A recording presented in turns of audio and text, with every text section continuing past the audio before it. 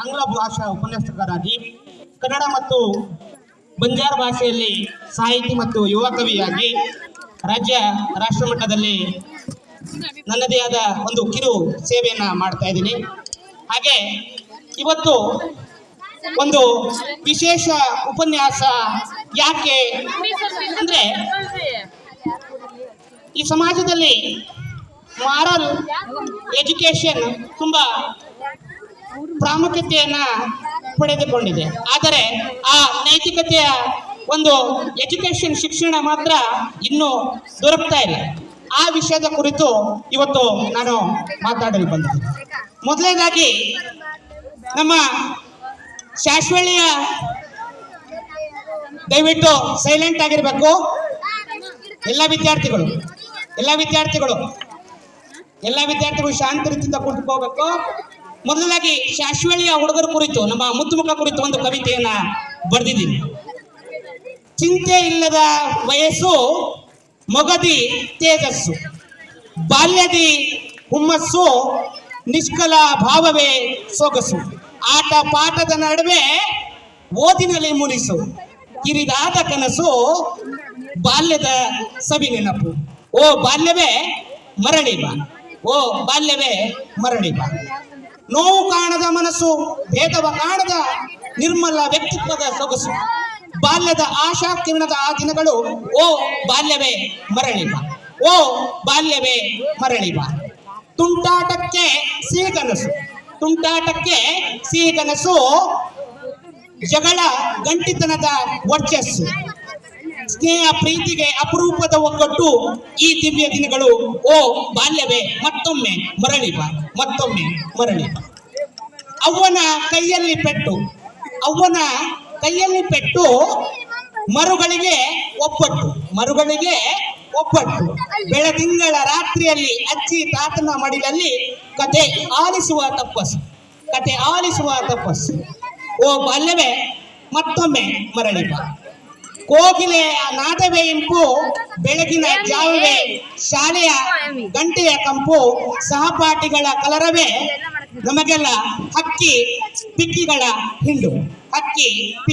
ಹಿಂಡು. ಓ ಬಾಲ್ಯವೇ ಮರಳಿ ಬಾ.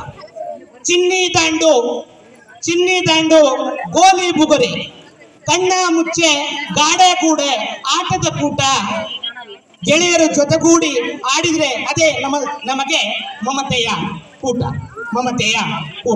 ಬಾಲ್ಯದ ದಿನಗಳೇ ಹಬ್ಬದ ಔತಣ ಕೂಟ. ಓ ಬಾಲ್ಯವೇ ಮರಳಿ ಬಾ, ಓ ಬಾಲ್ಯವೇ ಮರಳಿ ಬಾ. ಧನ್ಯವಾದಗಳು. ಈಗ ನಮ್ಮ ನಿಸರ್ಗ ಪದವಿ ಪೂರ್ವ ಕಾಲೇಜಿನ ಶ್ರೀಯುತ ರಾಮಣ್ಣ ಕಲ್ಯಾಣದವರು ಸಾವರು ವೇದಿಕೆ ಮೇಲೆ ಆಗಮಿಸಿದ್ದಾರೆ, ಮುಖ್ಯ ಅತಿಥಿ. ಅವರಿಗೆ ಹೃದಯಪೂರ್ವಕವಾಗಿ ನಾನು ಸ್ವಾಗತವನ್ನ ಕೋರ್ತಾ ಇದ್ದೀನಿ. ಅವರಿಗೆ ನಮ್ಮ ಶಿಬಿರಾರ್ಥಿಗಳಿಂದ ಸ್ವಾಗತ ಕೋರಬೇಕಾಗಿ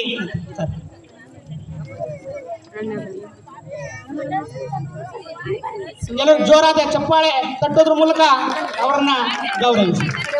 ಧನ್ಯವಾದಗಳು ಸರ್.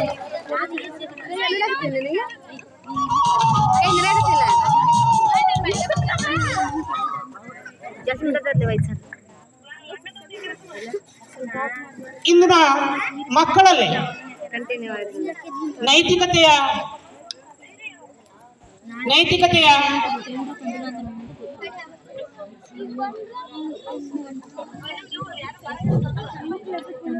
ಇಂದಿನ ಮಕ್ಕಳಲ್ಲಿ ನೈತಿಕತೆಯ ಕೊರತೆ ಎಂಬ ವಿಚಾರದ ಕುರಿತು ನನಗೆ ವಿಚಾರ ಕೊಟ್ಟಿದ್ದಾರೆ. ಒಂದು ಭಾಷೆ, ಒಂದು ನೆಲ, ಒಂದು ಜಲವನ್ನ ಈ ಸಮಾಜದಲ್ಲಿ ನಾವು ಕಾಣ್ತೀವಿ. ಪ್ರಕೃತಿಯ ಹಾಗೆ ಭೇದ ಭಾವ ಮಾಡದ ಒಂದು ಅಂಶ ಅಂದ್ರೆ ಈ ಪ್ರಕೃತಿಯ ಅಂಶಗಳು ಏನಂದ್ರೆ, ತಂದೆ ತಾಯಿಯಲ್ಲಿ ದೇವರನ್ನ ಕಾಣಬೇಕಂತೆ, ಗುರು ಹಿರಿಯರಲ್ಲಿ ಭಕ್ತಿಯನ್ನ ಕಾಣಬೇಕು.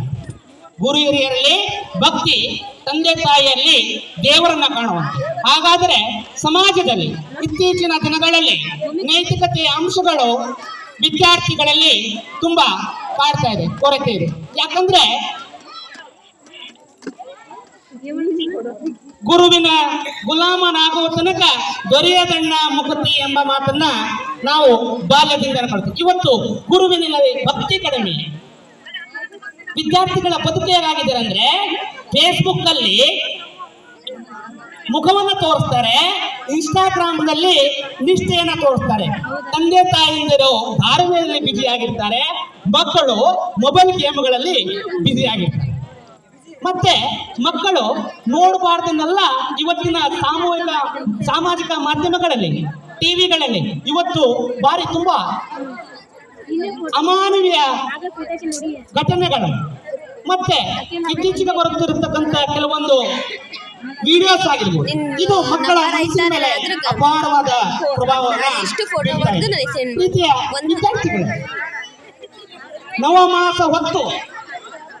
ನವಮಾಸ ಗರ್ಭದಲ್ಲಿ ಹೊಂದಿರತಕ್ಕಂಥ ತಂದೆ ತಾಯಿಗಳಿಗೆ ಯವ್ವ ರೊಟ್ಟಿ ಕೊಡೆ ಯವ್ವ ಅಂತ ಕರೀತಾ ಇಲ್ಲ, ರೊಟ್ಟಿ ಕೊಡೆ ಎಂಬ ಪದಗಳನ್ನ ಬಳಸುವಂಥದ್ದು ಸಣ್ಣ ಸಣ್ಣ ಪ್ರಮಾಣದಲ್ಲಿ ನಾವು ಇವತ್ತು ನೋಡ್ಬೋದು. ತಾಯಿಯಲ್ಲಿ ಅಂಶ ಏನಂದ್ರೆ ತಾಯಿಯಲ್ಲಿ ದೇವರನ್ನ ಕಾಣೋ, ತಾಯಿಯಲ್ಲಿ ಮಮತೆಯನ್ನ ಕಾಣೋ, ತಾಯಿಯಲ್ಲಿ ಭಾವ ಬಂಧನದ ಒಂದು ಹೃದಯವಂತಿಕೆಯ ಪ್ರೀತಿ ಕಾಣು ಅಂತ ಹೇಳ್ತಾರೆ. ತೊರೆದು ಜೀವಿಸಬಹುದೇ ಹರಿ ನಿನ್ನ ಚರಣವ. ಹಾಗೆ ತಾಯಿಯನ್ನ ಬಿಟ್ಟು ಮಗು ಇರೋದಿಲ್ಲ. ಮಗು ಯಾಕೆ ಇರೋದಿಲ್ಲ ಅಂದ್ರೆ ಆ ಕರಳು ಬಳ್ಳಿಯ ಸಂಬಂಧ ನಮ್ಮಲ್ಲಿ ಉಳಿಬೇಕು. ಆ ಕರಳು ಬಳ್ಳಿಯ ಭಾವ ಆ ಮಕ್ಕಳಿಗೆ ಅರ್ಥ ಆಗಬೇಕು.